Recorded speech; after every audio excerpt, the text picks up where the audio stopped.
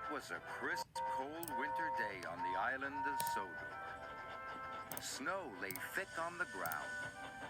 The engines were working extra hard.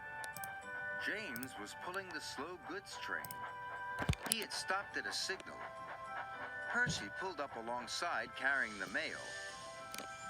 "Hello, James," said Percy. Then the signal changed to green. "Goodbye, James," whistled Percy, and he was off in a flash. "I was here first," grumbled James. "Why do I have to wait?" "The mail train is more important than slow goods," said his driver.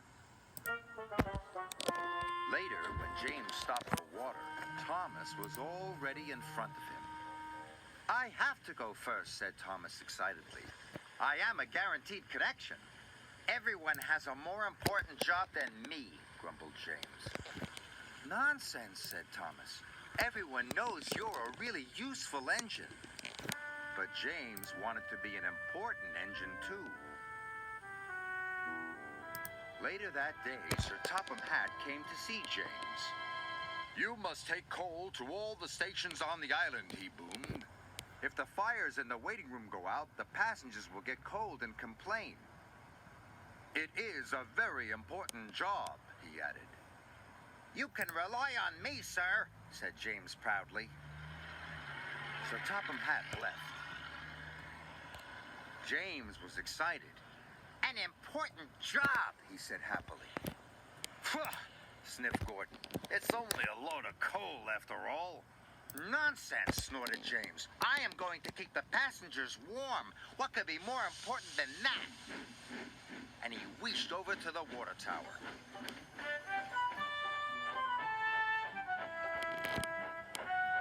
But there was a line at the water tank.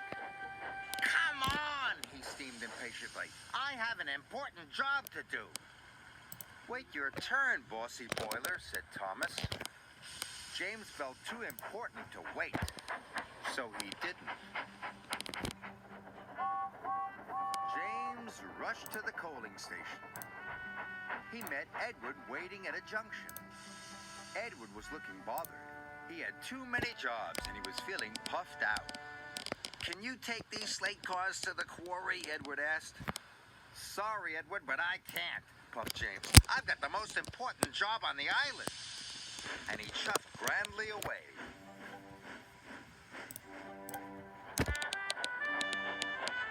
James arrived at the coaling station.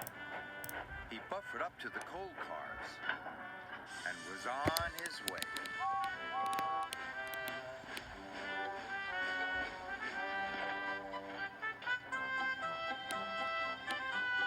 James was looking forward to delivering his coal.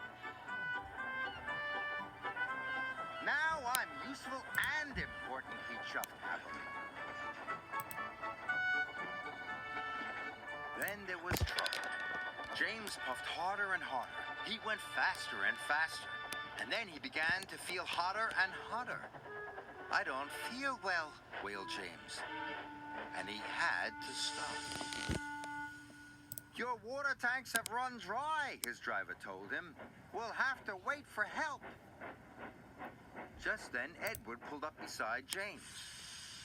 "Please push me to the water tank," pleaded James. "I'm sorry," Edward puffed sadly. "You wouldn't take my freight cars to the quarry, and now I'm running late with my passenger train."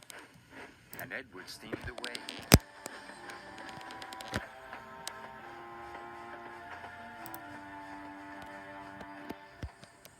Edward stopped and told the signalman all about James. The signalman telephoned for help, and soon Salty was on his way. He pulled up alongside James. "Why didn't you fill up with water this morning, matey?" James told him about the line at the water tank. "I've heard you were too busy to help Edward, too," said Salty. "I was in a hurry," protested James. "Mine is the most important job on the island." "No job is more important than helping another engine," said Salty firmly. And deep down in his boiler, James knew Salty was right. Thanks to Salty, James's water tank was soon filled and he was well on his way. He knew he had to make up for lost time. Then James saw Diesel up ahead. He had broken down and looked unhappy. James wanted to tease him, but then he remembered what Salty had said. No job is more important than helping another engine, he said to himself. And even Diesel is an engine. Come on, Diesel. I'll push you back to the sheds.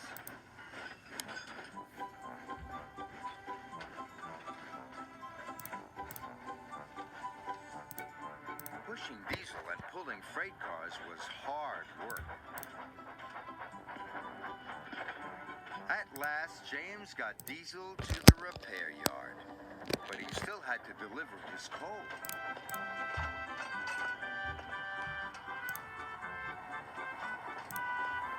The wind blew, and it was getting colder by the minute. James steamed all over the island delivering coal to the station waiting rooms. Everyone was pleased to see James. Thanks to him, they were all kept toasty warm. The next morning, Sir Topham Hatt came to see James. He knew all about him running out of water and his not helping with Edward's trucks. I'm sorry, sir, said James. I put my own job first. But you did learn your lesson, and you helped Diesel, Sir Topham Hatt boomed cheerfully. And you delivered your coal on time. You, James, are a really useful engine. James nearly burst with pride. Thank you, sir, he said. Being really useful was better than feeling important.